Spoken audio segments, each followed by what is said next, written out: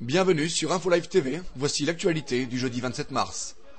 2 personnes ont été légèrement blessées à Sderot hier soir par une salve de 6 roquettes Qassam tirées contre la ville.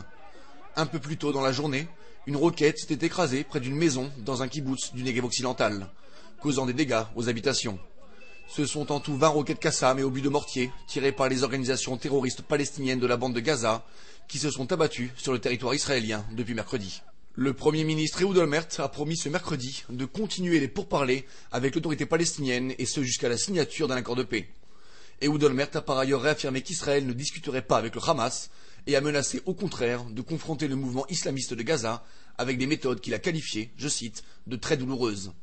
Le Premier ministre a par ailleurs laissé entendre que les pourparlers de paix secrets avec la Syrie seraient conduits en ce moment. L'État d'Israël a décidé de s'attaquer au problème de la polygamie des Bédouins sur son territoire.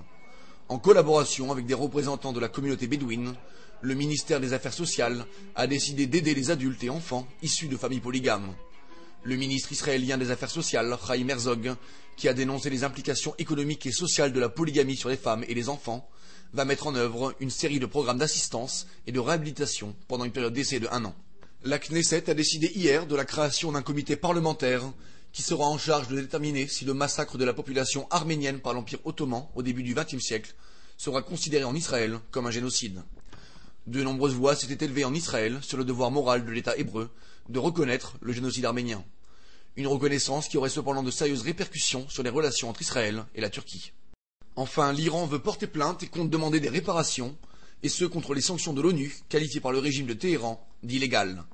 Manoucher Motaki, le ministre iranien des Affaires étrangères, a déclaré que l'Iran passerait outre les 3 résolutions de sanctions votées contre son pays, affirmant que le Conseil de sécurité avait outrepassé l'autorité dont il disposait. Merci de nous avoir suivis sur InfoLive TV, la première télévision israélienne internationale en direct de Jérusalem.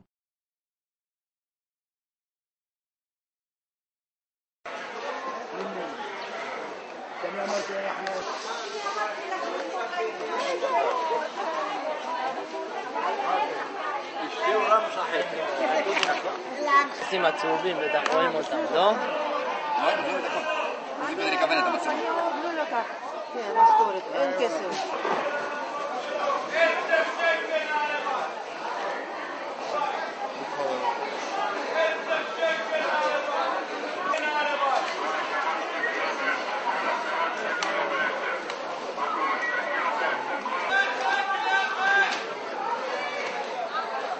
מצלמים את הזיתים שלך, חבל הזמן כבר. מצלמים את הזיתים שלך, חבל הזמן. כן. למה אתה מצלם אותי? שלך חוץ הלבנה.